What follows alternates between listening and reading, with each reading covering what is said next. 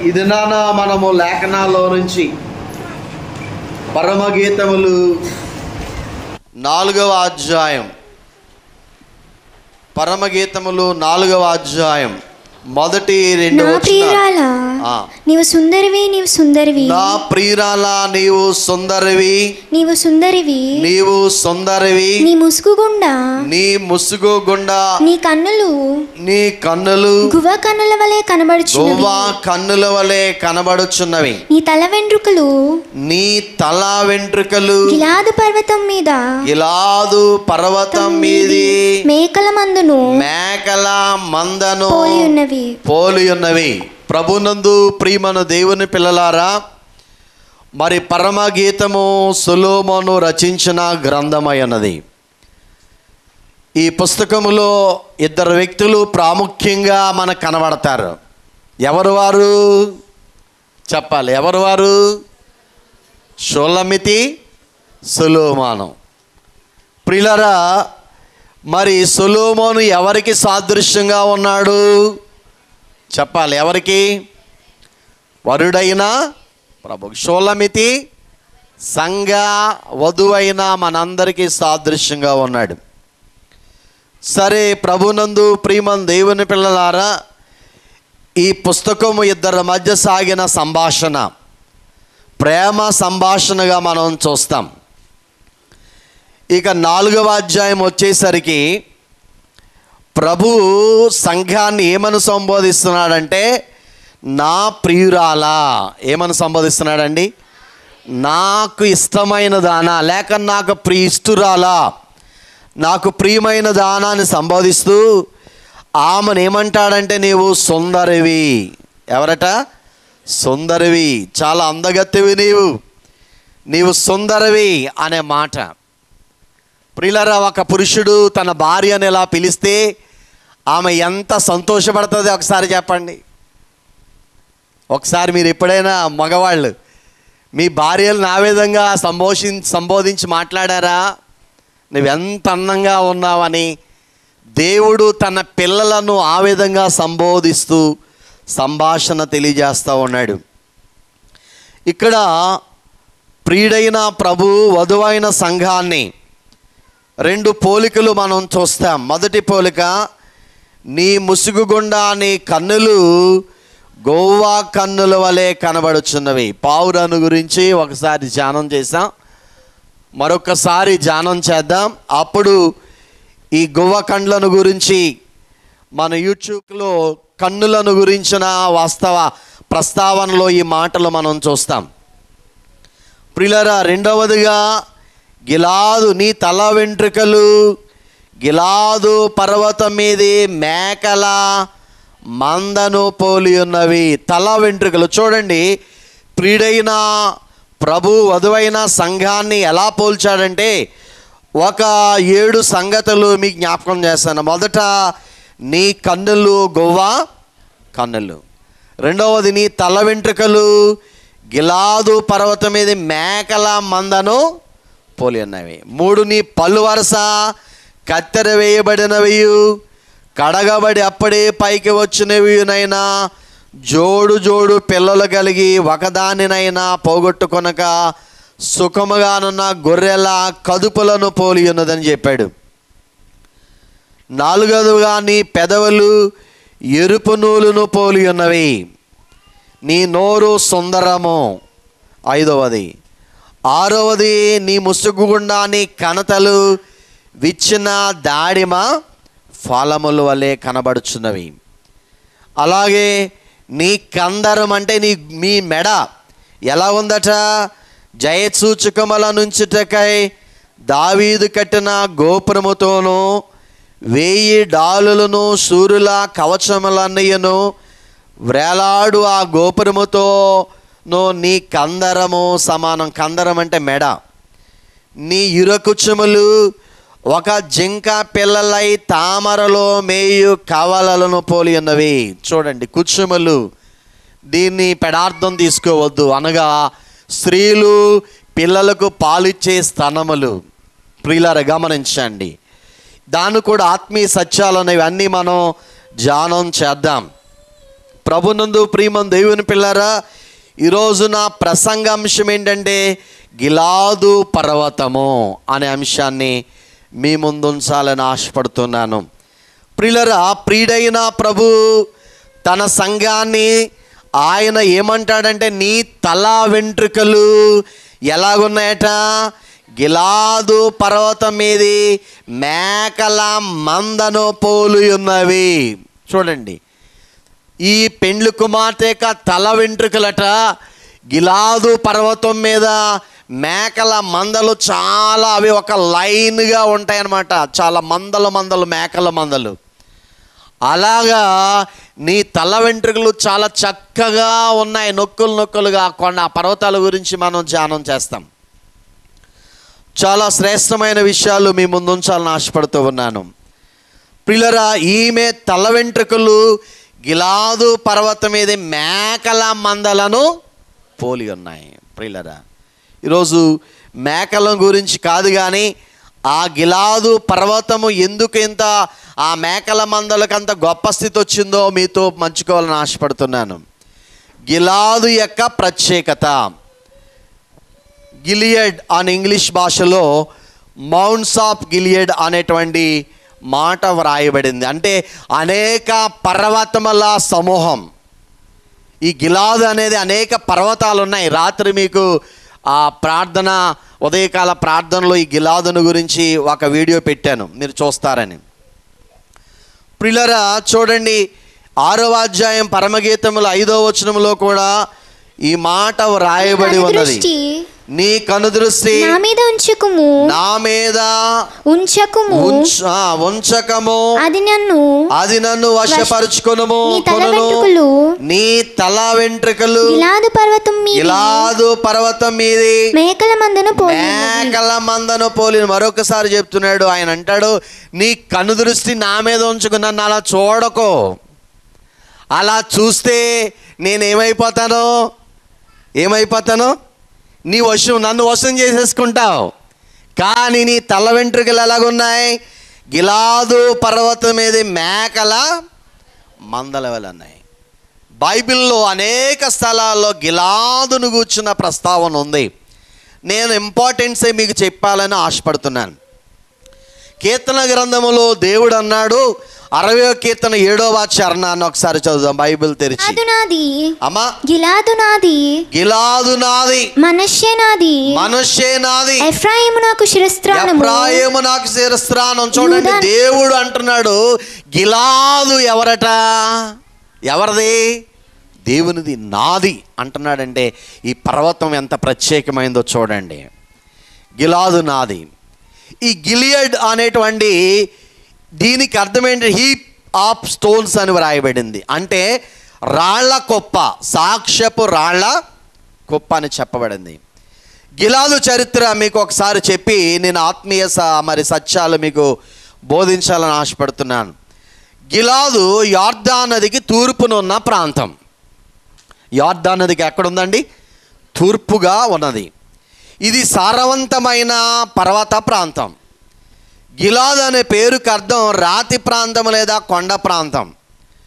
గిలాదు ఉత్తరాన బాషాను ఉంది, దక్షిణాన మోయాబు, అమోను అనేటువంటి దేశాలు ఉన్నాయి.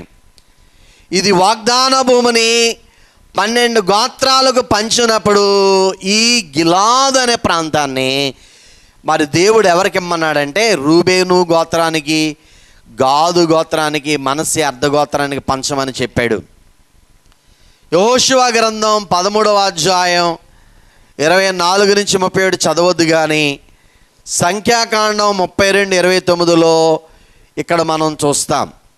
ప్రియులరా, గాదు గిలాదు పట్టణములన్నిటినీ పొందాడు. గిలాదు గాదు పదములు పరస్పరం మార్చుకోబడ్డాయి అన్నమాట. న్యాయాధిపతుల గ్రంథం 5:17లో వ్రాయబడింది. ప్రియులరా, ఈ గిలాదు ప్రాంతానికి చెందిన 2 ప్రముఖులైన భక్తులు ఆ ప్రాంతము వాసులుగా మనకి బైబిల్ పరిచయం చేస్తుంది. మొదటి ఆయన ఎవరంటే యెఫ్తా, న్యాయాధిపతి. 40 కొన్ని సంవత్సరాలు ఇశ్రాయేలు ప్రజలకు న్యాయము తీర్చాడు. ఆయన చాలా గొప్ప భక్తుడు యెఫ్తా. ప్రియులరా, యెఫ్తా అనేటువంటి భక్తుని చరిత్ర ఇక్కడ ఈ గిలాదు నుంచే మనకు కనబడుతూ ఉంటుంది. అలాగే ప్రభునందు ప్రియమైన దేవుని పిల్లరా, ఏలియా ప్రవక్త గారు కూడా ఎక్కడి నుంచి వచ్చాడు? గిలాదు ప్రాంతవాసుడే ఏలియా ప్రవక్త. 17వ అధ్యాయంలో ప్రభునందు ప్రియులరా ఈ యొక్క మరి మాటలు వ్రాయబడ్డాయి. సరే, ఈరోజు ఇంతకీ గిలాదు యొక్క ప్రస్తావనలో గిలాదు నుండి మనము నేర్చుకునే పాఠాలేంటి? ఆ గిలాదు పర్వతం మీద వెళ్ళే మేకల మందలను పోలి నీ తల వెంట్రుకలు ఉన్నాయని ఎందుకు చెప్పాడంటే, విస్తారమైన మేకల మందలు ఆ పర్వతం మీద వెళ్తూ ఉంటాయి, అక్కడ నివాసం చేస్తూ ఉంటాయి. ప్రియులర్, సరే, ఈ గిలాదును గురించి ఆలోచన చేసినప్పుడు మొదట యెహోషువ గ్రంథాన్ని చదువుదాం. యెహోషువ గ్రంథము 20వ అధ్యాయము 8వ వచనం చదువుదాం. తూర్పు దిక్కున యొర్దాను అద్దరని ఎరికోనొద్ద రూబేనీయుల గోత్రంలో నుండి మైదానం మీదనున్న అరణ్యంలోని బేసెరును, గాదీల గోత్రంలో నుండి గిలాదులోని రామోతును, మనష్యుల గోత్రంలో నుండి బాషానులోని. చూడండి, గిలాదు నుండి రామోతును అనే మాట ఇక్కడ మనం గుర్తించండి. అనగా గిలాదు అనే ప్రాంతములో దేవుడు ఇశ్రాయేలు ప్రజలకి ఆశ్రయపురాలు 6 ఇచ్చాడు. మొత్తం ఇశ్రాయేలు దేశంలో 48 పట్టణాలు ప్రాముఖ్యంగా ఉన్నాయి. ఆ పట్టణాల్లో 6 ఆశ్రయపురాలను కట్టమని దేవుడు చెప్పాడు. ఇది ప్రభునందు ప్రియమైన దేవుని పిల్లరా, ఈ ఆశ్రయపురములు అంటే శరణు కోరేవారు. దాని గురించి మీకు వివరణ చేస్తాను. ఈ గిలాదు ప్రాంతంలో రామోతు అనే ప్రాంతం ఉంది. అక్కడ ఒక ఆశ్రయపురము కట్టబడింది. ప్రియుల, రామోతు మరి గిలాదులో ఉన్న రామోతు అనే మాటకు అర్థం ఏంటంటే హైట్స్ ఆఫ్ గిలియడ్, అంటే గిలాదు ఎత్తులు. ప్రియుల, ఆశ్రయపురాల గురించి మరొకసారి మనం ధ్యానం చేద్దాం. అది 6 ఆశ్రయపురాలు ఉన్నాయి. ఆత్మీయ సత్యాలు మనకి చాలా లోతుగా ఉంటాయి.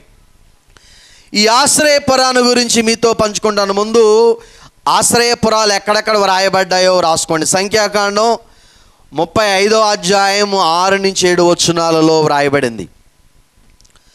అలాగే సంఖ్యాకాండం 35 19 వచనంలో కూడా వ్రాయబడింది. అలాగే యెహోషువ గ్రంథం 27 నుంచి 8లో వ్రాయబడింది. ప్రభునందు ప్రియమైన దేవుని పిల్లారా, ఈ ఆశ్రయపురము గిలాదులో ఉన్నది. ప్రియులారు గమనించండి, ఆశ్రయపురాలు ఎందుకు కట్టమన్నాడు దేవుడు? బైబిల్ అంటది, ఎవడైనా ఒక వ్యక్తిని హత్య చేస్తే అతనికి మరణశిక్ష వేయమని చెప్పింది ధర్మశాస్త్రం.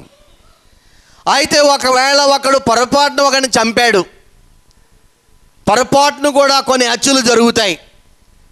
అలా పొరపాటున ఎవరినైనా చంపితే మరి వాడు చంపబడాలా? చూడండి, ఎవరినైనా ఒక అనుకోకుండా యాక్సిడెంట్ చేశాడు, కావాలని గొద్దలేదు, చనిపోయాడు. ఇప్పుడు పొరపాటున జరిగింది కాబట్టి ఆ వ్యక్తిని కూడా అతను చంపాడు కాబట్టి ఈ వ్యక్తిని కూడా ఏం చేయాలి? ధర్మశాస్త్ర ప్రకారం చంపాలి. కావాలని చంపితే మరణశిక్ష వేయమంది. పొరపాటున ఒక వ్యక్తి హత్య చేశాడు అనుకోండి, అతడు తప్పించుకోవడానికి శరణు కోరే ఆశ్రయపురాలు కట్టాలి. ప్రియులారు గమనించండి, ఎవరైనా ఒక వ్యక్తి చంపబడ్డాడు అనుకోండి పొరపాటున, ఆ ఇంటి వారు మరలా ఈ చంపిన వ్యక్తిని చంపకుండా ఉండాలంటే చంపిన వ్యక్తి పొరపాటున చంపిన వ్యక్తి ఎక్కడ ఆశ్రయపురాలు దగ్గరగా ఉన్నాయో ఆ పురములోనికి వేగంగా వెళ్ళి అక్కడ తలదాచుకోవాలి.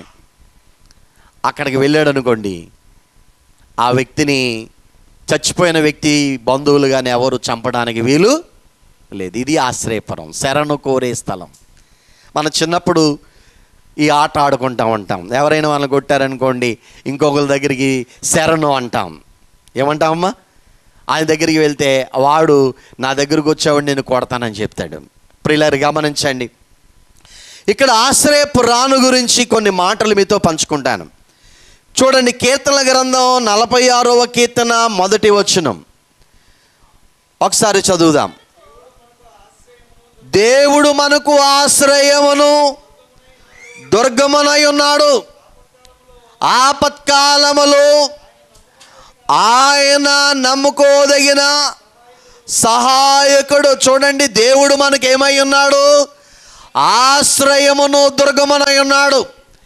ఆపద కలిగినప్పుడు, శ్రమలు బాధలు కలిగినప్పుడు మనము సురక్షితముగా చేరుకునే ఒక షెల్టర్ ఎవరంటే దేవుడే. యేసు ప్రభువే మనకు ఆశ్రయము, ఆయనే మన ఆశ్రయ దుర్గము.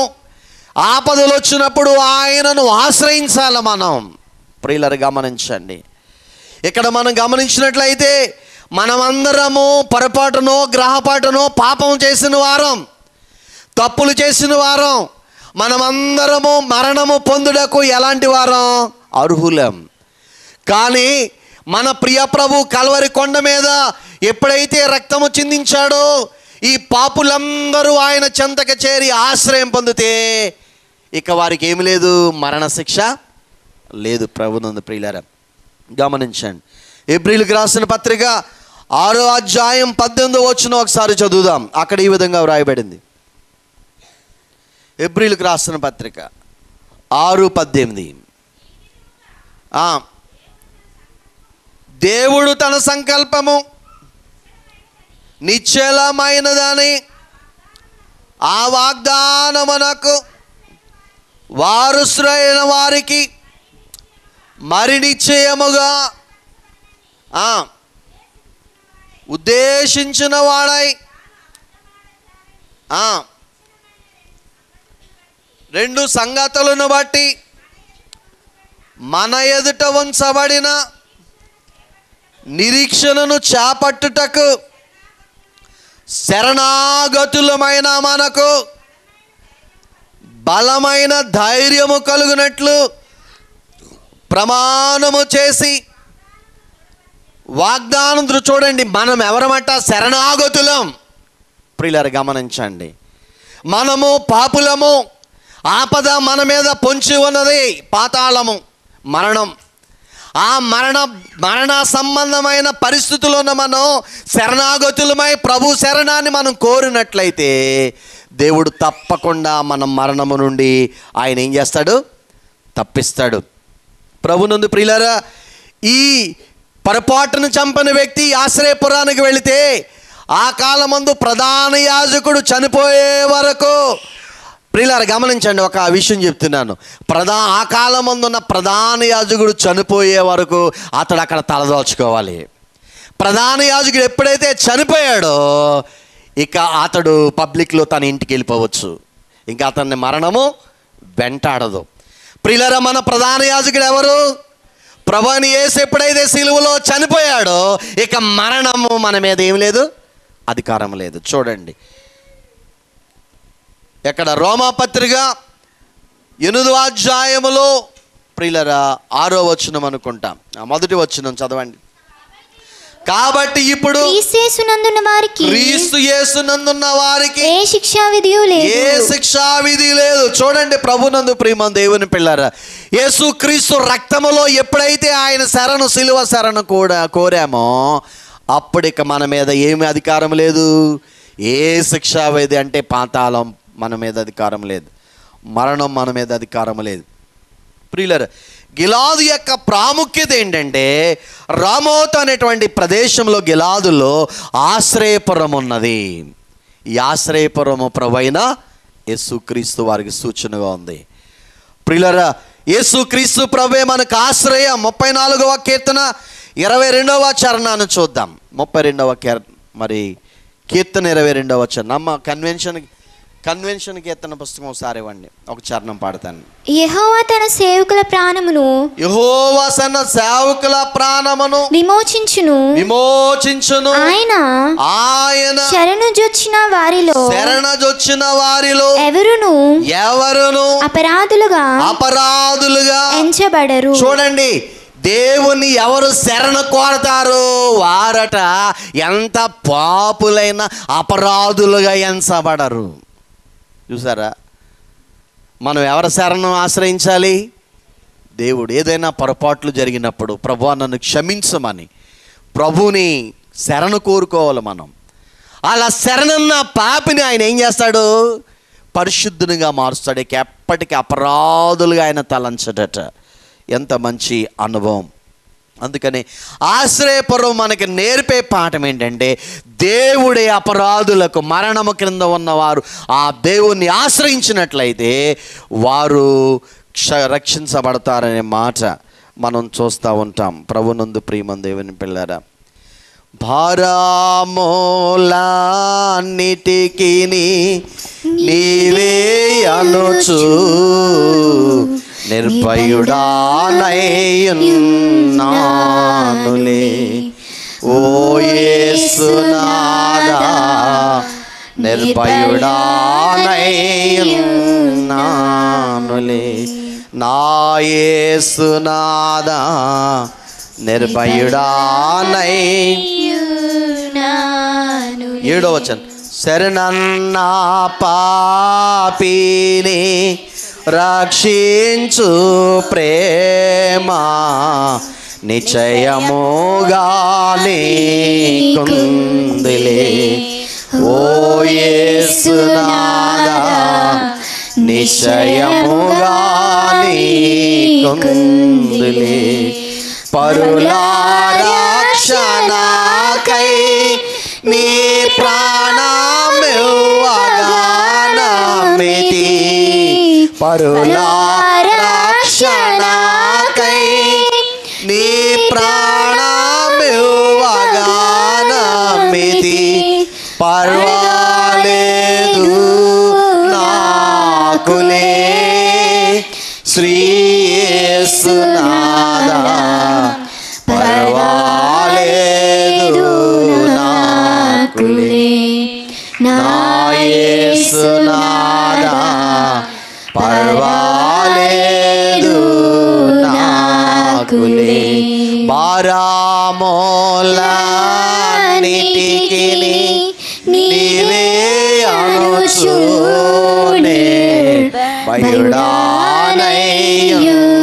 నిర్భయుడానైయున్నానులే ఓ యేసునాదా, నిర్భయుడానైయున్నానులే. కాబట్టి శరణన్న పాపిని రక్షించు ప్రేమ నిశ్చయముగా నీకుందులే ఓ యేసునాదా, నిశ్చయముగా పరుల రక్షణకై నీ ప్రాణమివ్వగా నమ్మితి, పర్వాలేదు నాకు శ్రేయస్సునాదా, పర్వాలేదు నాకు నా యేసునాదా. చూడండి, చక్కగా ఉంటుంది ఈ కీర్తన. మా చిన్నప్పుడు ఎక్కువ పాడబడే కీర్తన.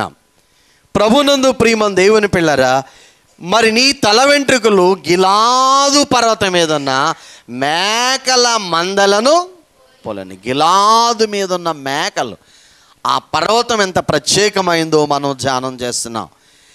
ఈ గిలాదు నాది అన్నాడు అనగా ప్రభువైన యేసు క్రీస్తే మన ఆశ్రయ దుర్గమై ఉన్నాడు. మొదటగా మనం చూస్తాం.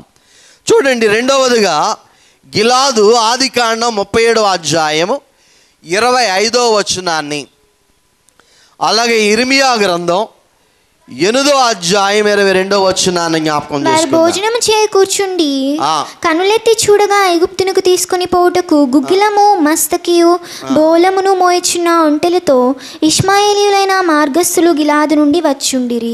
ఇర్మియా గ్రంథం 8వ అధ్యాయం 22వ వచనం, గిలాదులో గుగ్గిలము ఏమయూ లేదా, అక్కడ ఏ వైద్యుడును లేడా, నా జనులకు స్వస్థత ఎందుకు కలగపోచున్నది. చూడండి, ప్రభునందు ప్రియమైన దేవుని పిల్లారా, గిలాదు అనే ప్రాంతము ఔషధములకు ప్రాముఖ్యమైన ప్రాంతం. చూడండి, ఔషధములు అనగా ప్రియులర వైద్య సంబంధమైన ఔషధములు అక్కడ ఉన్నాయి, చాలా మొక్కలు ఉన్నాయి. ఇది గిలాదు అనేది ఒక సాక్ష్యపు పర్వతం కొండ. ఆ కొండ మీద గుగ్గిలం అనే చెట్లు విస్తారంగా పెరుగుతాయట. ఏం పెరుగుతాయండి? గుగ్గిలం. ఈ గుగ్గిలం అనే చెట్టును నరికినప్పుడు దానిలో తెల్లని పాల వంటి బంక పదార్థం బయటకు ఉత్పత్తి చేస్తూ ఉంది. అది జిగురు పదార్థం. ఆ పదార్థాన్ని తీసుకుని వెళ్ళి జబ్బులు కలిగిన వారికి ఔషధంగా దానిని సేవించినప్పుడు వారి రోగములు నయమైపోతాయి. ప్రియులారా గమనించండి. అనగా గిలాదు మనకి చెప్పే ఆత్మీయ పాఠం ఏంటంటే, గిలాదులో స్వస్థత పరిచే, ఆరోగ్యం ఇచ్చే ఔషధాలు ఉన్నాయి, అక్కడ మొక్కలు ఉన్నాయి. ప్రియులారా గమనించండి. ఇక్కడ మనం గమనించినట్లయితే ఈ సాక్ష్యపు కొండ మీద ఉన్న ఈ గుగ్గిలమనే చెట్టు నరకబడినప్పుడు దానిలో నుంచి వచ్చే ఆ పదార్థం ఎలాగైతే ఔషధంగా ఉన్నదో, 2025 సంవత్సరాల క్రితం కలవరి సిలువలో నీ కొరకు నరకబడిన యేసయ్య, ఆయన గాయములు ద్వారా ప్రవహించిన రక్తము మన పాపములకు పరిహారం, ఆత్మీయ జబ్బును పోగొడుతుంది.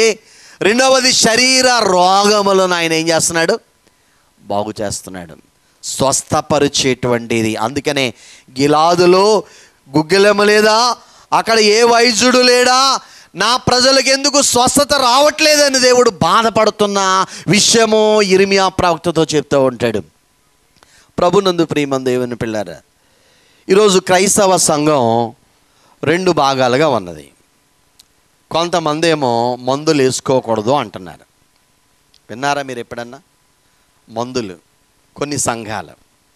కొన్ని సంఘాలేమో దేవుడు బాగు చేస్తాడు, అయినా మనము మందు వాడొచ్చు అనే మాట మనం చూస్తూ ఉంటాం. ప్రభునందు ప్రియమైన దేవుని పిల్లారా, ఒక ఎగ్జాంపుల్ చెప్తాను మీకు. సాధారణంగా ఈ క్రైస్తవ సంఘములో ఉన్న సంఘాలు 2 విధాలుగా ఉన్నాయి. దేవదాసయ్య గారు ఏం చెప్పారంటే, మందు వాడకపోవడం కూడా నేరమే అన్నాడు. ఏం వాడాలి మనం? మందు వాడాలి. ఇంకా అంటాడు, విశ్వాసం ద్వారానే నేను స్వస్థపడగోరుచున్నాను, ప్రభు బాగు చేస్తే మరి విషయం గొప్పది. ఒకవేళ విశ్వాసం బలహీనంగా ఉన్నప్పుడు మనం ఏం వాడవచ్చు? మందు కూడా వాడవచ్చు. ప్రభునందు ప్రియమైన దేవుని పిల్లారా, ఒక ఎగ్జాంపుల్ చెప్తాను.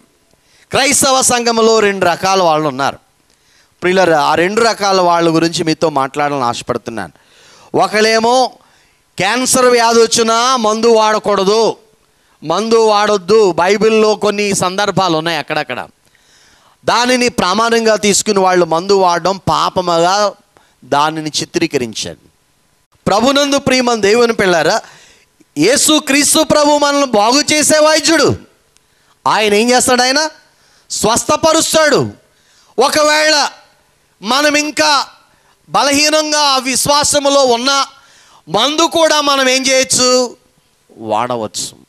ఒకవేళ మందులు నిషేధం అని బైబిల్ ఎక్కడ చెప్పలేదు.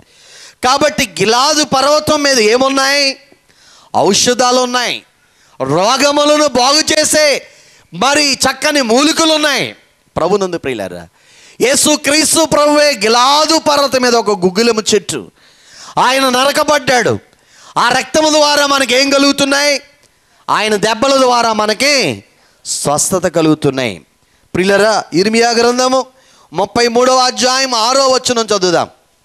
ఇర్మియా గ్రంథం, నేను దానికి ఆరోగ్యమును స్వస్థతను మరలా రప్పించుచున్నాను, వారిని స్వస్థపరుచుచున్నాను, వారికి సత్య సమాధానములను సమృద్ధిగా.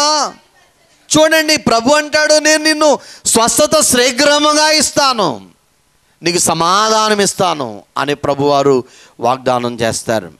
ప్రభునందు ప్రియమైన దేవుని పిల్లారా, ఈరోజు క్రైస్తవ సంఘము చాలా, మా పాలకొల్లో అమ్మా తేజ అనేటువంటి సహోదరుడు మీటింగ్ పెట్టుకోవడానికి వెళ్ళాడు.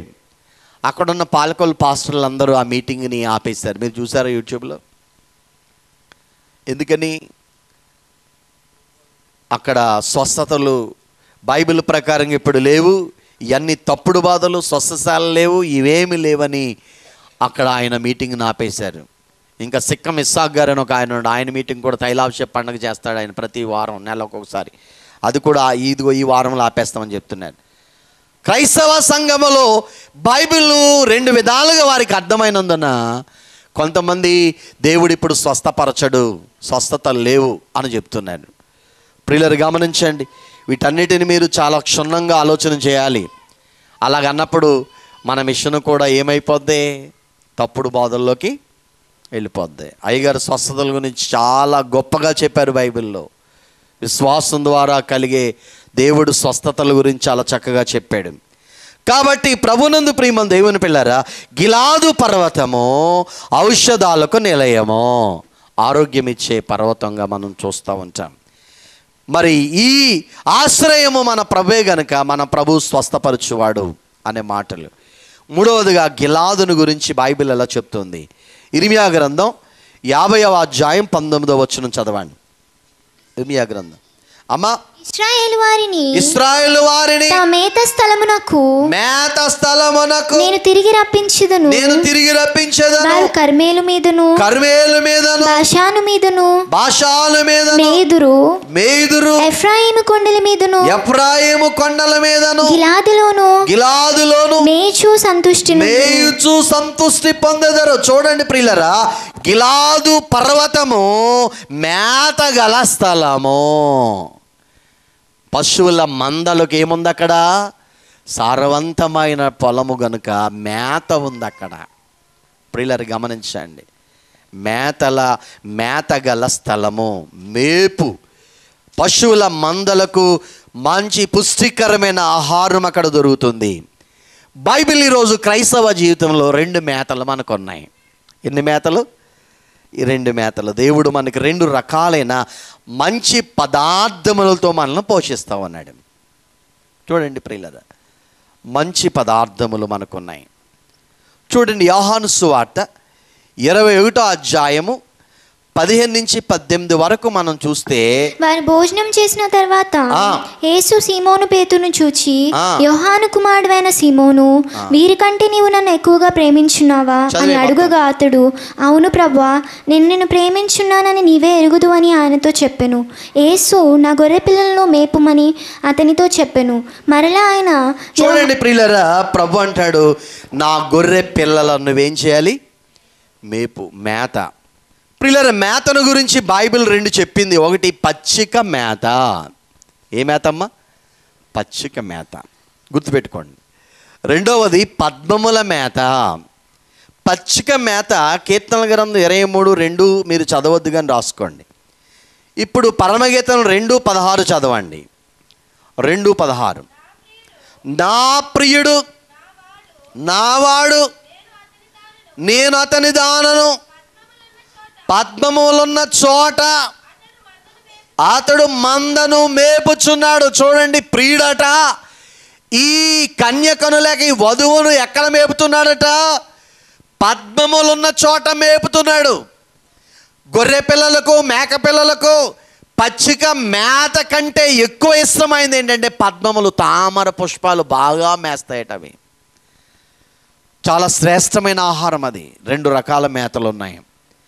ప్రియులారా, పచ్చిక ఆహారము వాక్యమైతే పద్మముల మేత ఆయన శరీర రక్తములై ఉన్నవి. గుర్తుపెట్టుకోండి, ఈ 2 ఆహారాల గురించి బైబిల్ మనకి తేటగా తెలియజేస్తూ ఉంది. దేవుని వాక్యము మనం భుజించకపోతే బలమాత్మకు వచ్చేట ఎట్లు అన్నాడు అయ్యగారు. కనుక వాక్యాహారం భుజించాలి, మన ఆత్మకు చాలా శక్తినిస్తుంది. వాక్యాన్ని చదవండి, వినండి, గ్రహించండి. అలాగే ప్రభునందు ప్రియులారా, నెలకొక పర్యాయము క్రమము తప్పకుండా మనం ఏం తినాలి?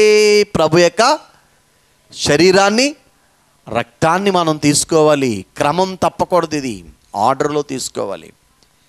ప్రభు శరీరము తింటే ఆయన అంటాడు, నా శరీరము తినువాడు ఏమంటాడు? జీవము గలవాడు. నా శరీరం, నా రక్తం త్రాగేవాడు నిత్య జీవం గలవాడు. ఎన్నోసార్లు చెప్పుకుంటా ఉన్నాం. చూడండి, అంత మాత్రమే కాదు, యోహాను సువార్త ఒక్కసారి చదువుదాం, గుర్తు చేసుకుందాం. యోహాను సువార్తలోనికి వెళ్దాం. ప్రియులారా, ఎన్నో అధ్యాయం చదువుతారు? యోహాను సువార్త. ప్రభు సంస్కారపు విందు, ప్రభు సంస్కారపు విందు, పరుగెత్తు కొని రాండి, ప్రభువే మన విందు, ప్రభు జతకి సందు, పాప వ్యాధికి మందు, సబలన్నిటి యందు సంతృష్టి పెంపు పొందు ప్రభు సంస్కారపు విందు ప్రభు సంస్కారపు విందు పరుగెత్తుకొని రండి ప్రభువే మన విందు. యోహాను సువార్త 6వ అధ్యాయం 53:4 చదువుదాం. 3-4. ఇట్లనను శరీరము తిని త్రాగితేనే గాని మీలో మీరు జీవం గలవారు కారు. ఆగండమ్మా. ఆయన శరీరము తిని ఆయన రక్తం త్రాగితేనే కానీ మనం ఎవరం కాదు, జీవం గలవారు. ఒకవేళ ఈ శరీరాన్ని రక్తాన్ని తీసుకోకుండా ఉంటే ఆ నెల నీవు జీవం లేని వాడు అయిపోతావు. ఎంత స్పష్టంగా చెప్పింది. చదువమ్మా. నా శరీరము తిని నా రక్తం త్రాగువాడే. చూడండి, రెండవదిగా ఆయన శరీరము ఆయన రక్తం తిని త్రాగితేనట ఈ లోకములో జీవిస్తాము. అంత మాత్రమే కాదు, నిత్య జీవం పొందుతాం. అంటే పరలోకములో కూడా జీవిస్తాం, యుగయుగాలు జీవిస్తాం. చూడండి, ఈ శరీరక్తములో అంత గొప్ప భాగ్యం ఉన్నది. మీరేమో చాలామంది ప్రతి నెల నిర్లక్ష్యం చేస్తూ ఉంటారు. 3వది చదువమ్మా, కంటిన్యూ చేయి. అంచెదినములైన వాని లేపదును. చూడండి, ఒకవేళ మరణించి సమాధి చేయబడితేనట ఆల్రెడీ ఆయన శరీరక్తాలు భుజించి ఉన్నాం కనుక మన శరీరము రక్తము, ఆయన శరీర రక్తము తిన్న మనము ఆయన లేక ఎలా చనిపోయి సమాచారం తిరిగి లేచాడో రెండవ రాకడలో మరలా మనం తిరిగి లేస్తాం. అంటే పునరుత్థాన శక్తి పొందుతాం. ఆయన శరీరములోను రక్తములు ఏముందమ్మా? పునరుత్థాన బలం లేక శక్తి ఉన్నది. 3వది. 4వది చదువుదాం. 55 చదువమ్మా. నా శరీరం నిజమైన ఆహారమును. చూడండి, మనం తీసుకునే భౌతికమైన ఆహారాలన్నీ ఒట్టిటివే కానీ అసలైన శరీరము, అసలైన ఆహారం, అసలైన పానం ఏదట? ప్రభు శరీరము, ప్రభు రక్తం. నిజమైన రియల్ ఒరిజినల్ ఫుడ్ అన్నమాట ఇది. ఇది అవాయిడ్ చేయకండి క్రైస్తవులుగా. చదువమ్మా. 5వది. నా శరీరము తిని నా రక్తం త్రాగువాడు నా యందు నేను వాని యందు నిలిచిందము. చూడండి, 4వ ఉపయోగం ఏంటంటే ఆయన శరీరము ఆయన రక్తం ఎవరైతే తిని త్రాగుతారో ఆయనలో మనలో ఆయన ఏకమైపోతాం. అంటే ఒకటైపోతాం. చూసారా ప్రభునందు ప్రియులారా, ఎంత మంచి అనుభవాలు ఉన్నాయి. ఇంకా దైవజనుడు ఆయన శరీర రక్తం తింటే ఆరోహణ బలం పొందుతాం. ఆయన వచ్చినప్పుడు మేఘం మీదకి వెళ్ళిపోతాం. సరే, ఇవన్నిటిని ఆలోచించినప్పుడు గిలాదులు ఏమున్నదనగా మేత, పశువుల మందలకు పుష్కలముగా మేత దొరుకుతుంది. యేస్కేలు గ్రంథం 34వ అధ్యాయం 14వ వచనం. 34:14. నేను మంచి మేతగల చోట వాటిని మేపెదను, ఇశ్రాయేలు యొక్క ఉన్నత స్థలముల మీద వాటికి దొడ్డి ఏర్పడును, అక్కడ అవి చూడండి ప్రియులారా, ఇక్కడట మంచి మేత అనగా ఆయన వాక్యం, మంచి మేత అనగా ఆయన యొక్క శరీర రక్తములు. గుర్తుపెట్టుకోండి ప్రియులారా, మనం అందరం ఎవరం? గొర్రెలం. ఎవరమండి మనం? గొర్రెలం. ఆయన మనకి ఆహారమై ఉన్నాడు ప్రియులారా. ఇది 3వ అనుభవం, గిలాదు మనకు నేర్పే పాఠం. 4వది 1 రాజుల గ్రంథం 17వ అధ్యాయం 1వ వచనం చదువుదాం. అంతటా గిలాదు కాపరస్తుల సంబంధియును తిష్బీయుడునైన ఏలియా అహాబునొద్దకు వచ్చి ఎవని సన్నిధిని నేను నిలబడి ఉన్నాను ఇశ్రాయేలు దేవుడైన ఆ యెహోవా జీవముతోడు నా మాట ప్రకారము గాక ఈ సంవత్సరములో మంచైనను వర్షమైనను పడదని ప్రకటించెను. చూడండి, గిలాదు ప్రాంతవాసి ఏలియా ప్రవక్త. ప్రియులారా, అక్కడ గొప్ప ప్రవక్త. ఈయన అహాబ్ అనే రాజు దగ్గరికి వెళ్ళి అంటాడు, నేను యవ్వని సన్నిధిని నిలిచి ఉన్నాను అంటే బైబిల్ పండితులు ఏం చెప్పారంటే గిలాదులో దైవ సన్నిధి ఉన్నది. అది 4వ మనం నువ్వు రాసుకోవాల్సింది. గిలాదులు ఏముందమ్మా? దైవ సన్నిధి. ప్రభునందు ప్రియమం దేవుని పిల్లారా, దేవుని పిల్లలు నిత్యము దేవునితో సంబంధం కలిగి ఉండాలి. మనం ఆయన సన్నిధిలో నిలవాలి. ప్రియులారా, సన్నిధి అనే మాటకు అర్థం ఏంటంటే ఆయన ముఖము ఎదుట ఉండుట, ఆయనతో కలిసి జీవించుట. ప్రియులారా గమనించండి, బైబిల్ మిషన్ వ్యవస్థలో లేకపోతే బైబిల్ మిషన్ ఏర్పాట్లు ఏమున్నది? సన్నిధి ఉన్నది. నీ ఇంట్లో ఒక ప్రత్యేక గది ఏర్పరచుకొని ప్రభుతో మరి 24 గంటలు గంట అయినా అరగంట అయినా నీవు ప్రభుతో సహవాసం చేయమనుంది. ప్రియులారా, దేవునితో ఉండడాన్ని దైవ సన్నిధి అన్నారు. ప్రియులారా, దేవుడు మనము కలిసి జీవించాలి. ప్రియులారా, కొన్ని ప్రశ్నలు మిమ్మల్ని అడుగుతాను, చెప్పండి. అమ్మగారు కాకుండా మీరు ఎవరైనా చెప్పండి. దైవ సన్నిధిలో నుండి వెలివేయబడిన ఆ వ్యక్తి ఎవరో? పురుషులు చెప్పండి. రాజేష్, మీరు పని ఎవరైనా దైవ సన్నిధిలో నుండి బయటికి గెంటి వేయబడి ఎలివేయబడిన వాడు, ఇక ఆ సన్నిధికి రాకుండా చేసేసాడు దేవుడు. ఎవరు? అమ్మగారు చెప్తుంది. కయ్యను. చూడండి, ఆదికాండం 4వ అధ్యాయం 14వ వచనం చదువుదాం త్వరగా, సమయం లేదు కనుక. నేడు ఈ ప్రదేశము నుండి నన్ను వెళ్ళగొట్టిదివి, నీ సన్నిధికి రాకుండా వెలివేయబడి దిగులు పడుచు భూమి మీద దేశదిమ్మలను. చూడండి, దేవుని సన్నిధిలోనికి వెళ్ళని వారు, దేవుని సన్నిధిలో దేవుని కలిగి లేని వారు, దేవునితో ప్రార్థన, స్తుతి, ఆరాధన, ఈ ఆత్మ సంబంధమైన అనుభవాలు ఎవరిలో అయితే ఉండవో, వాక్యం చదవని స్థితి, వారందరూ కూడా దేవునికి దూరంగా ఉన్నవారు. వారు దేవుని దృష్టిలో వెలివేయబడతారు. వెలివేయబడడం అంటే తెలుసా మీకు? ఇప్పుడున్న పిల్లలకి తెలియదు, తెలుసా? గ్రామ బహిష్కరణ. పూర్వకాలం మందు ఎవరైనా తప్పు చేశారనుకోండి, ఆ గ్రామంలో ఎవరు వారితో మాట్లాడకూడదు, ఆ గ్రామంలో ఎవరు మంచినీళ్ళు పట్టుకోకూడదు బావుల దగ్గరికి వెళ్ళి. ఆ గ్రామంలో వెలివేయబడిన వాడు ప్రభునందు ప్రియమం దేవుని అక్కడ షాపుల్లో వస్తువులు కొనకూడదు, పొరుగురు వెళ్ళి కొనుక్కోవాలి. వెలివేయబడిన వాడు ఆ గ్రామంలో ఉంటే పని కూడా ఆ గ్రామస్తులు పొలాల్లో కానీ ఎక్కడ పని చేయడానికి పని ఎవరు. పూర్వం మా చిన్నప్పుడు జరిగేది అది, చాలా కఠినంగా ఉండేవి వెలివేత. చూడండి పిల్ల, అందుకని వారు ఏం చేసేవారంటే ఎన్ని నెలలు వాళ్ళు వెలేసారు అన్ని నెలలు పొరుగురికి వెళ్ళిపోవడమో ఎక్కడికో వెళ్ళిపోవడమో చేసేవారు. ఎందుకంటే అక్కడ ఏమీ వాళ్ళు పొందడానికి హక్కుదారులు కాదు, వారు ఇచ్చిన శిక్షాకాలం అంతా.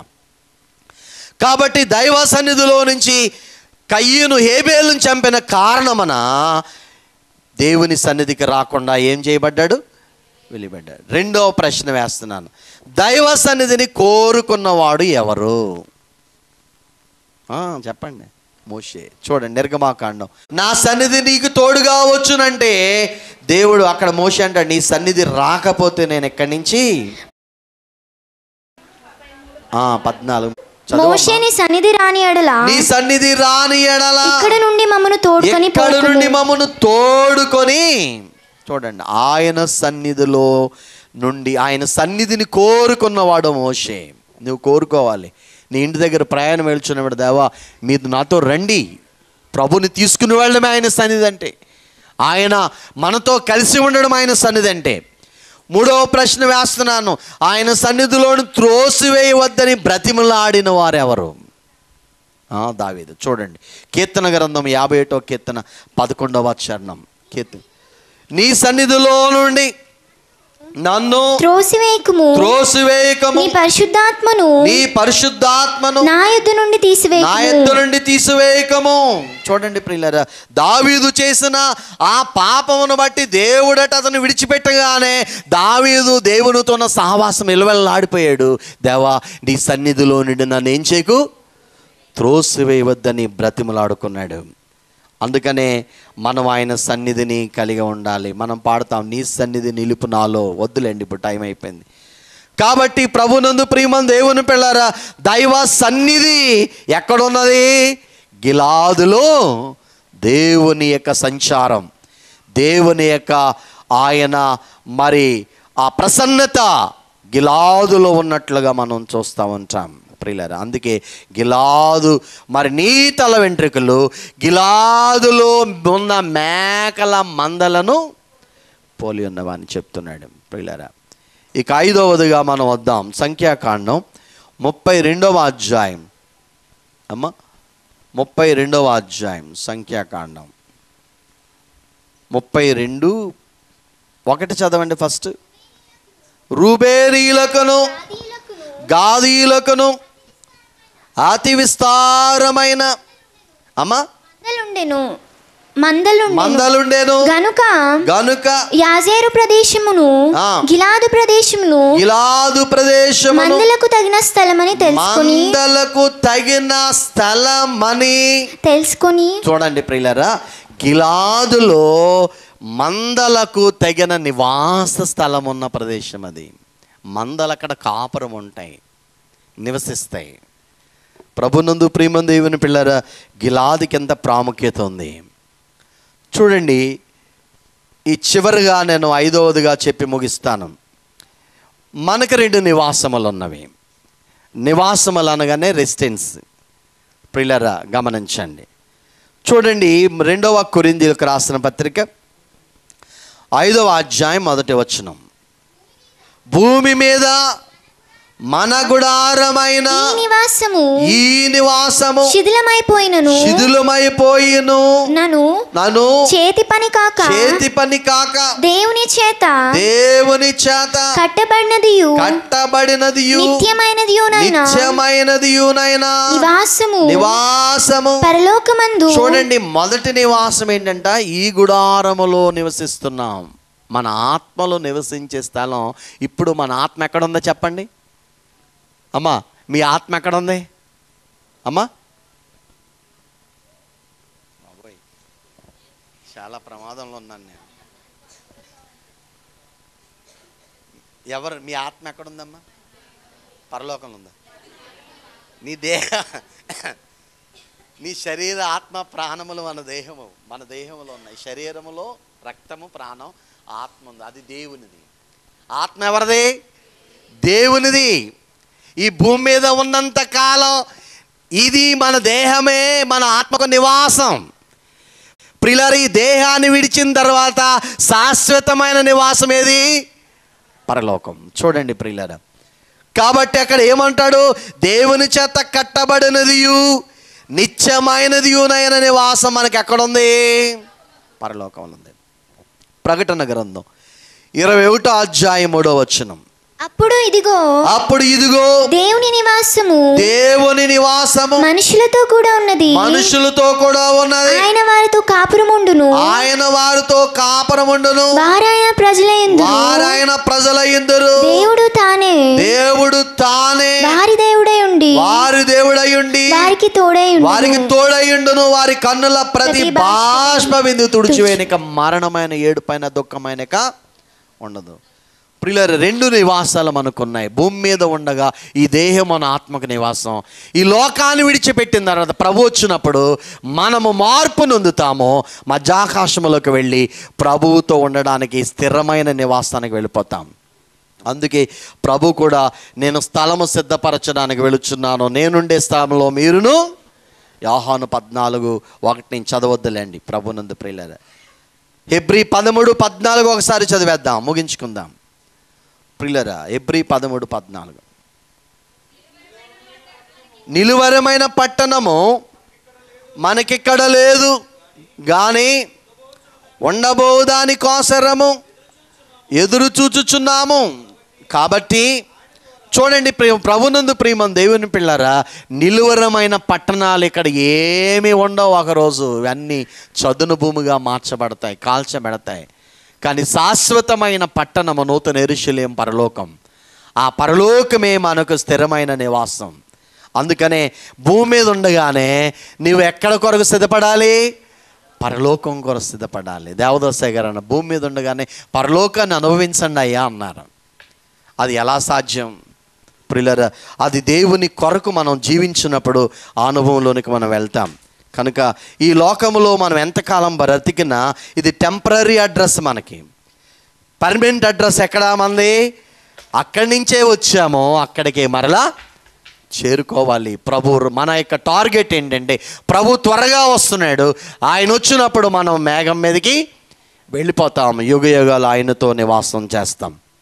కాబట్టి ఈ గిలాదు పర్వతం మనకు నేర్పే 5 పాఠాలు ఏంటంటే, ఇంకా చాలా ఉన్నాయి, ఇంపార్టెంట్ మాత్రమే నేను మీకు తెలియజేశాను. గిలాదులో ఏమన్నది? ఆశ్రయపురం ఉంది. ప్రియులారా, మరణానికి హేతువైన వాడు పొరపాటును చంపితే అక్కడికి వెళ్ళి తలదాచుకోవచ్చు. ప్రధాన యాజకుడు చనిపోయిన తర్వాత అతడు తన ఇంటికి వెళ్ళవచ్చు. మన ప్రధాన యాజకుడు ఎవరు? ఆయన మన కొరకు మరణించాడు. మనకు మరణము రద్దు చేయబడింది, నిత్య శిక్ష లేదు. రెండవదిగా గిలాదులో ఏమున్నది? ఔషధములు ఉన్నాయి. మన ప్రభువు మనకు స్వస్థపరిచేవాడు. మూడవదిగా గిలాదులో ఏమున్నది? మేత ఉంది. మన ప్రభు మంచి మేత చేత, 2 రకాలైన మేతల చేత, భౌతికమైన మేత కూడా మనకిస్తా ఉన్నాడు, ఆత్మ సంబంధమైన మేత మనకిస్తా ఉన్నాడు. నాలుగవదిగా గిలాదులు ఏమున్నది? దేవుని సన్నిధి, దేవుని సహవాసం ఉన్నది. ప్రియులారా, ప్రవక్త అయిన ఏలియా గారు మరి ఆ యొక్క మరి ప్రభునందు ప్రియులారా యెఫ్తా గారు ఆ ప్రాంతవాసులుగా వారు జన్మించారు. అందుకనే వారు అక్కడి నుంచి వచ్చారు కాబట్టి ప్రత్యేకత సంతరించుకుంది గిలాదుకు. ఇక చివరిగా గిలాదులు ఏమున్నది? మందలకు తగిన నివాసములు అక్కడ ఉన్నాయి. మన నివాసము పరలోకమే. ప్రభు వస్తున్నాడు. చివరిగా ఆయన అంటాడు ప్రియురాల్ని, నీ తల వెంట్రుకలు గిలాదు పర్వతం మీద ఉన్న మందలను, మేకల మందలను తల వెంట్రుకలు అనగానే మన తలంపులు, మన ఆలోచనలన్నీ కూడా ఏమై ఉండాలి? ప్రభు అయి ఉండాలి. ప్రియులారా, ఇంకా తల వెంట్రుకలకు ఒక పాఠం ఉంది, దానికి కూడా కొన్ని ఆత్మీయ సత్యాలు ఉన్నాయి. ప్రభు చిత్తమైతే మరొక వారం ధ్యానం చేద్దాం. కాబట్టి గిలాదు లాంటి ఆశ్రయపరు మన ప్రభువే. మన ప్రభువే మన ఆశ్రయం. ఆయన ఆశ్రయం పొందిన వారు ఆయన శరణు కోరతారు, వారు సేఫ్ జోన్లో ఉంటారు. ఆయన వారికి ఏమై ఉంటాడు? ఆరోగ్యమిచ్చే ప్రదాత ఉంటాడు. ఆయన వారికి ఆహారం ఇచ్చేవాడై ఉంటాడు. ఆయన వారికి ఏమై ఉంటాడు? నివాసమై ఉంటాడు. ఆయన మన కొరకు నివాసము సిద్ధపరిచి రానన్నాడు. ఆయన వచ్చినప్పుడు ఆయనతో పాటు పరలోకానికి వెళ్ళి శాశ్వతంగా ఆయనతో జీవించు భాగ్యము పరిశుద్ధాత్మ తండ్రి మనకెల్లరికూ ప్రసాదించునుగాక. ఆమేన్.